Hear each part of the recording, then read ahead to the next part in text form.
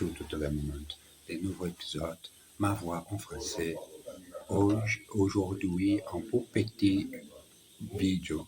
Pourquoi il y a tellement de bruit autour de ma chambre. À côté de ma chambre, c'est la cuisine ou salle à manger. Je ne sais pas, mais ma chambre est à côté de la salle à manger.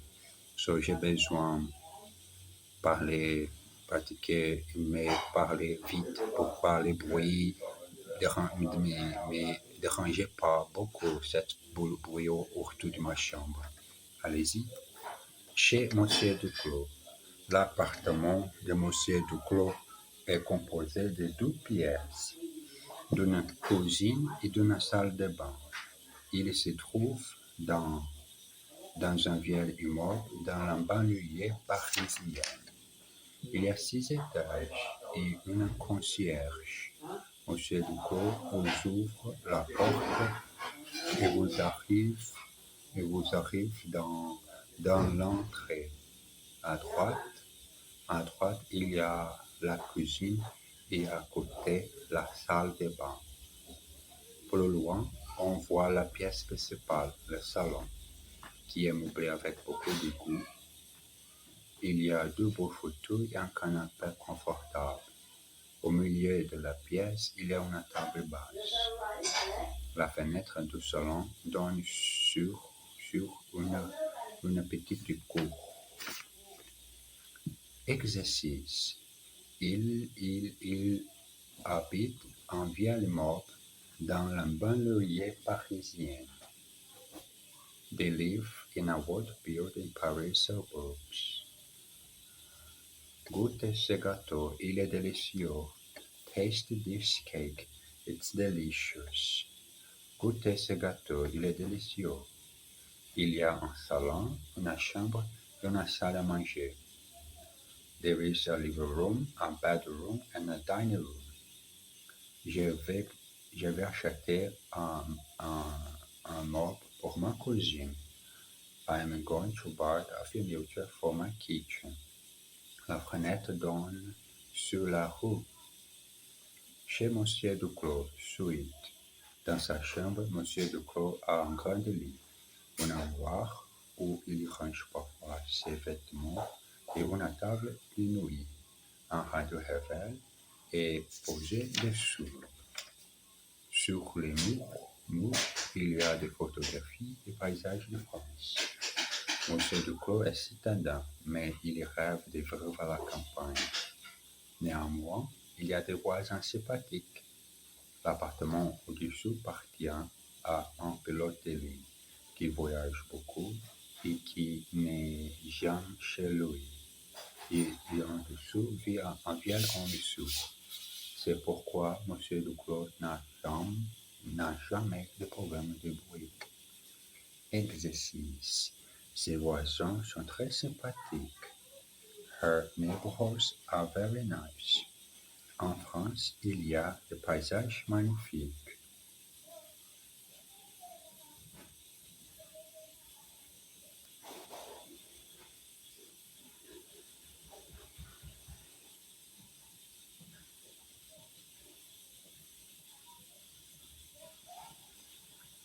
In France, there is magnificent landscapes. Elle rêve de vivre à la campagne. Elle rêve de vivre à la campagne. They dream of living in the country. N'avez-vous jamais de problèmes de bruit? Don't you never have problems of noise? Où est-ce que vous rangez vos vêtements? Où est-ce que vous rangez vos vêtements?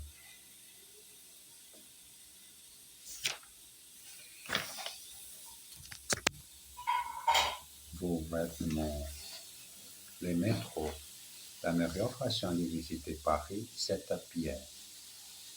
Mais si vous voulez aller d'un endroit à un autre rapidement,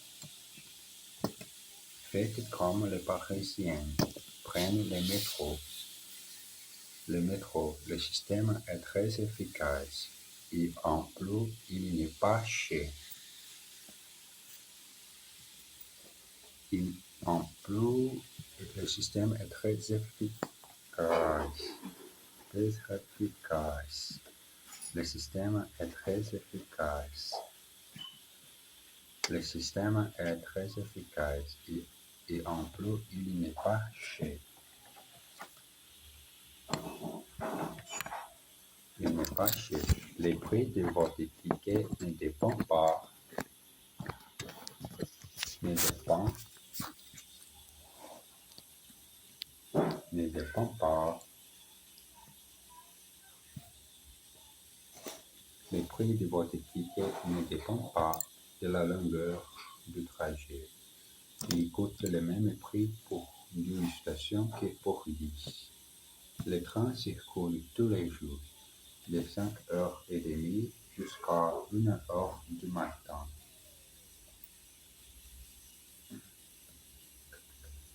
Jusqu'à 1h du matin. Pour aller en grande banlieue, vous pouvez emprunter le RER. Pour aller de Vincennes au quartier latin, prenez la ligne numéro 1. Vous changez à Châtelet et vous descendez à Saint-Michel. Saint-Michel. Jusqu'à il faut ils veulent y aller à pied. They wanted to go there on foot. Les Parisiens prennent le métro tous les jours. Tous les jours, tous les jours, tous les jours. The Parisians take the metro every day. Ces trains circulent tous les jours, sauf dimanche et fête. These trams run daily except Sundays and public holiday. Nous changerons notre voiture la semaine prochaine. We are changing our car next week. Le métro est ouvert jusqu'à 1h du matin. The metro is open until 1 o'clock in the morning. Le métro est ouvert jusqu'à 1h du matin.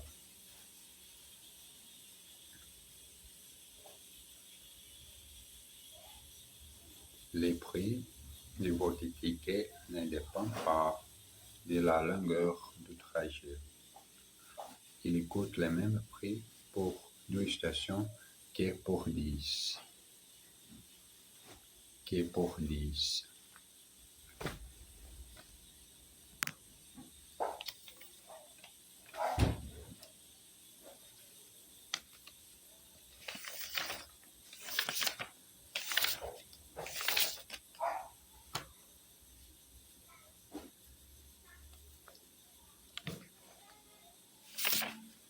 Un peu de révision. À quelle heure est le film ce soir? À 8h30. Et qu'est-ce que c'est? C'est un film espagnol. Et c'est bien? Je ne sais pas. Je ne connais pas les metteurs en scène. Bon, alors, qu'est-ce qu'il y a à la radio? Rien d'intéressant. Alors, je vais lire un roman. Un jour, dans un bus avion, un jeune homme est assis en face d'une vieille dame. Il mange du chewing-gum. Elle le regarde pendant 5 minutes et dit: c'est inutile de picoler comme ça, jeune homme. Je suis complètement sourd. Que tu fais, petit chat? Non? Tu ne peux pas sortir dehors en ta table, sur la table.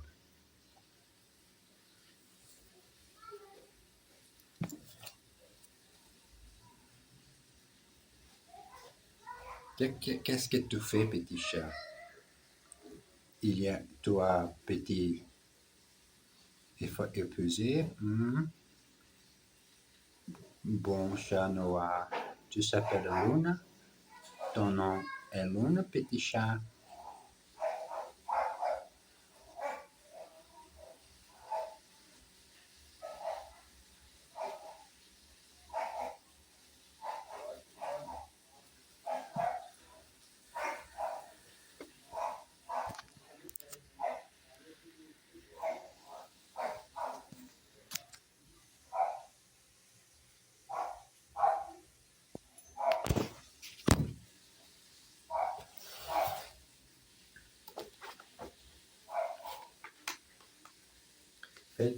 Faites attention à faire. Voici quelques expressions d'emploi du verbe faire. Il fait bon ici. Il ne fait ni trop chaud ni trop froid. Je crois que je vais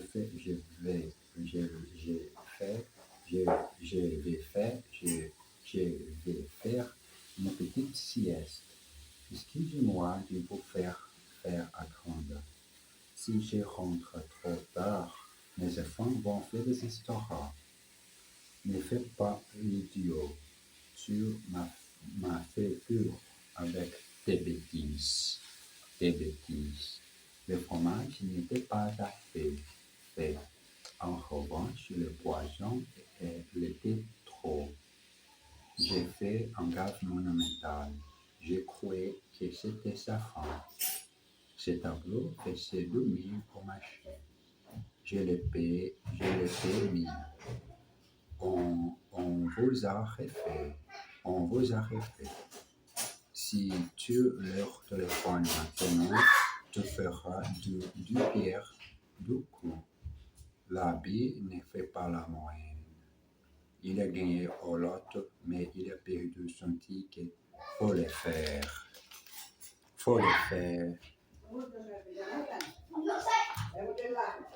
Exercice, le moment de pratiquer l'exercice. Aujourd'hui, le moment spécial avec le petit chat de Marseille. Le petit chat de Marseille. Regardez ça. Très très noir, petit chat. Et moi, ici, d'enregistrer cette spéciale vie en samedi en français.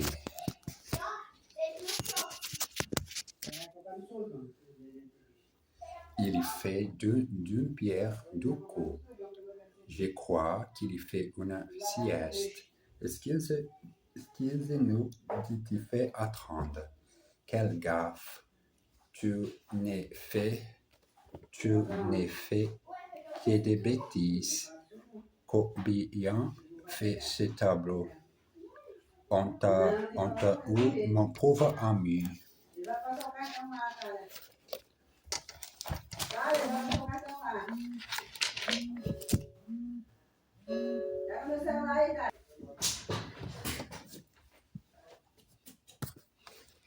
Il fait. Não fica aqui, que não tem. Vai brincar lá fora, pode entrar aqui no quarto. Il fait d'une pierre deux coups. He killed two birds with one stone. Il fait d'une pierre deux coups. Je crois qu'il fait une sieste. I think he's having a nap. Excuse-nous de te faire attendre. Excuse us for making you wait. Quelle gaffe! Tu n'es fait que des bêtises. What a blather. You're always doing stupid things. Combien fait ce tableau? How much is this painting? On t'a eu, mon pauvre ami. You've been hard, mon pauvre friend. Les petits écrans. De plus en plus, la télévision prend une place majeure dans notre vie. Qu'on le veuille ou non, les téléviseurs sont partout. Presque tous les foyers en possèdent au moins un. Et le nombre de chaînes augmente d'année en année. Avec le câble et les satellites, on peut en recevoir jusqu'à 2 ou 300. En France, la télé, comme on dit, est financée en partie par la publicité et dans les cas des chaînes publiques, par la redevance au audiovisuel. Côté d'émission, il y en a pour tous les goûts. Une soirée typique commencer avec un jeu et une série suivie du journal et de la météo. On enchaîne avec un divertissement ou un téléfilm ou peut-être une soirée thématique. Certaines chaînes proposent des films inédits à la télévision, qu'on peut acheter la science, la science avec une télécommande. Mais il y a ceux qui ne supportent pas les petits écrans, comme cette femme qui confie à son ami: «Mon fils regarde tellement la télé que si tu lui dis: Viens regarder ces magnifiques couchers de soleil, il te demande: C'est sur quelle chaîne? C'est sur quelle chaîne?» Exercice. Inutile de discuter. Il viendra qu'on le veuille ou non. No point arguing about it. He will come whether we like it or not. Bien vite regarder cette émission. C'est hilarant. Come quickly and watch this program. It is hilarious. Je veux regarder la météo. La météo, c'est sur quelle chaîne? I want to watch the weather forecast. What channel is it on? Son livre est inédit en France. Her book has never before been published in France. Je ne supporte pas la télé. Je ne supporte pas la télé. I can't stand on télé.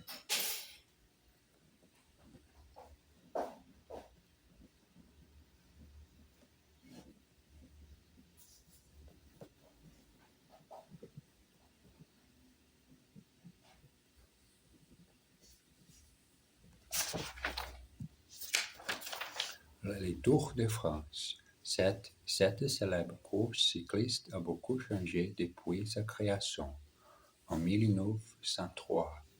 Cette époque, le Tour ne comptait que 6 étapes, tandis qu'aujourd'hui, il y en compte plus de 20.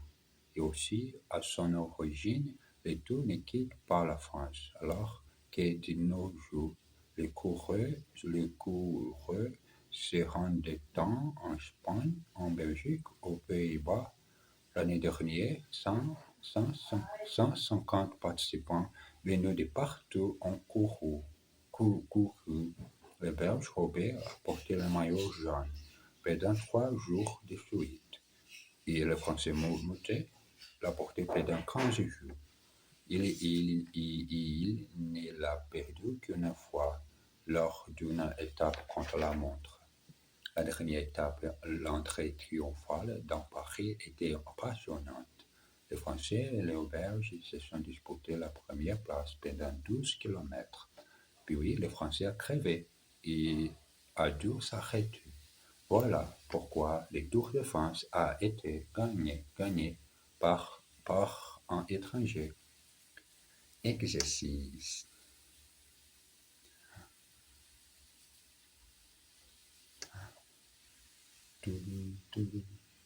Exercice.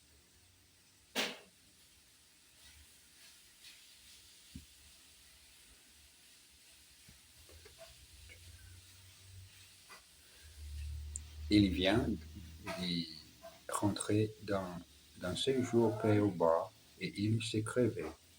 He has just returned from a stay in Netherlands and he is worn out. Ils ont dû vendre les voitures. They had to sell their car. Il a porté le maillot jaune pendant 15 jours de suite. He wore the yellow jersey for 2 weeks run. Il a porté le maillot jaune pendant 15 jours de suite. Ne nous disputons pas, ça n'en faut pas la peine. Let's not argue, it's not worth it. Lors d'un séjour en Europe, il s'est rendu 2 fois en Espagne. During his stay in Europe, he went to Spain twice. Il a perdu en 1909. He lost in 1909. Il a perdu en 1909. Avez-vous bien lu? Quand le Tour de France a-t-il été créé? Combien y avait-il d'étapes à l'origine? Combien y en a-t-il aujourd'hui? Dans quel pays les coureurs se rendaient-ils? Pendant combien de temps le Français a-t-il porté le maillot jaune? Quand l'a-t-il perdu? Comment s'appelle-t-il? Pourquoi le Français s'est-il arrêté? Je suis en train de lire un bouquin passionnant. Il y a un tel suspense. On ne sait pas si ça va finir bien ou en catastrophe. J'espère que tu me le prêteras quand tu l'auras fini. Je suppose que c'est un roman policier. Pas du tout. C'est un livre de cuisine. Exercice. Je le prêterai dès que je l'aurai fini. L'année dernière, il y avait 3 employés. Aujourd'hui, il y a 20. Ce bouquin est franchement passionnant. Qu'est-ce que tu es en train de lire là? Comment s'appelle ton ami allemand?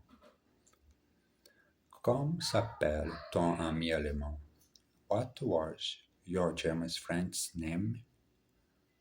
Qu'est-ce que tu es en train de lire là? What are you busy reading there?